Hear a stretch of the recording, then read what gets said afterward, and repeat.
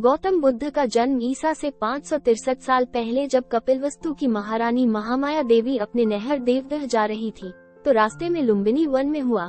ये स्थान नेपाल के तराई क्षेत्र में कपिलवस्तु और देवदह के बीच नौतनवा स्टेशन से 8 मील दूर पश्चिम में रुक्मिनदेही नामक स्थान है, वहाँ आता है, जहाँ एक लुम्बिनी नाम का वन था। उनका नाम सिद्धार्थ रखा गया। उनके पिता का नाम शुद्धोदन था। जन्म के 7 दिन बाद ही माँ का देहांत हो गया। सिद्धार्थ की मौसी गौतमी ने उनका लालन पालन किया। सिद्धार्थ के मन में बचपन से ही करुणा भरी थी। उनसे किसी भी प्राणी का दुख नहीं देखा जाता था।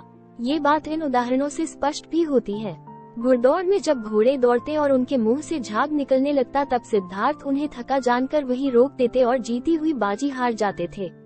खेल में भी सिद्धार्थ को खुद हार जाना पसंद था, क्योंकि किसी को हराना और किसी का दुखी होना उनसे नहीं देखा जाता था।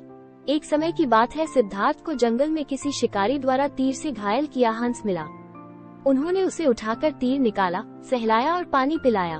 उसी समय सिद्धार्थ का चचेरा भाई देवदत्त वहां आया और कहने लगा कि यह शिकार मेरा है, मुझे दे दो।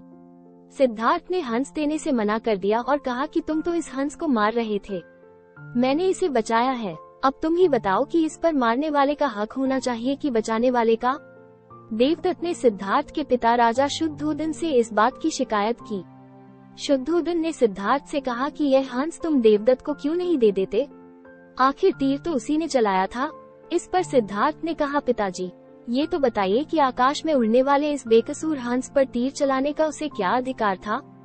हंस ने देवदत्त का क्या बिगाड़ा था, फिर उसने तीर क्यों चलाया, क्यों इसे घायल किया। मुझसे इस प्राणी का दुख देखा नहीं गया, इसलिए मैंने तीर निकालकर इसकी सेवा की, इसके प्राण बचाए। हक तो इस पर मेरा ही होना चाहिए। राजा शुद्धोदन को सिद्धार्थ की बात जंच गई।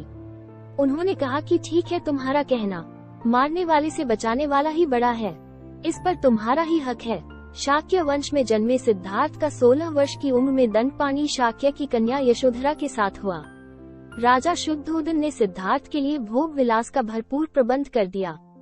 3 ऋतुओं के लायक 3 सुंदर महल बनवा दिए। वहाँ पर नाच गान और मनोरंजन की सारी सामग्री जुटा दी गई।